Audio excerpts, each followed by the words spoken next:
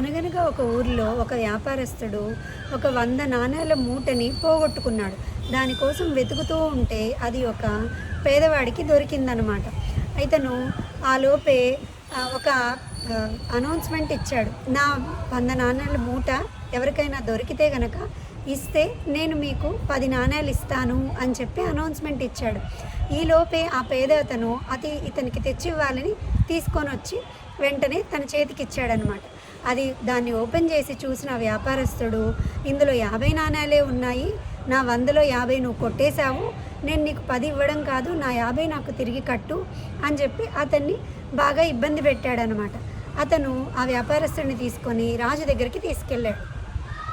అప్పుడు అక్కడ తెనాలి అది మొత్తం విన్న తర్వాత, అయితే రాజా, ఈ 50 నాణేల మూట ఈ వ్యాపారస్తుడిది అయ్యుండకపోవచ్చు, ఎందుకంటే ఇందులో 50 ఉన్నాయి కాబట్టి ఇది ఇతనిది కాదు, వ్యాపారస్తుడిది కాదు, కాబట్టి దీన్ని ఎవరికి దొరికిందో వాళ్ళకే ఇచ్చేద్దాం, ఇది ఈ పేదవాళ్ళకే ఇచ్చేద్దాము అని చెప్పేసి ఆ 50 నాణేల మూటను తీసి ఆ పేదవాడికి ఇచ్చి పంపించేశాడనమాట. ఇప్పుడు ఆ వ్యాపారస్తుడు ఏం మాట్లాడాలో కూడా అర్థం కాలేదు. ఇంకా వెళ్ళి ఈ వ్యాపారస్తుడిని తన 100 నాణేల మూట ఎక్కడ పడిందో వెళ్ళి వెతుక్కోమని చెప్పండి అని చెప్పి తీర్పిచ్చాడనమాట. అది విన్న వాళ్ళందరికీ తెనాలి తెలివితేటలు అర్థమయ్యాయి. ఈ కథలో నీతి మీకేం అర్థమైందో కామెంట్లో చెప్పండి.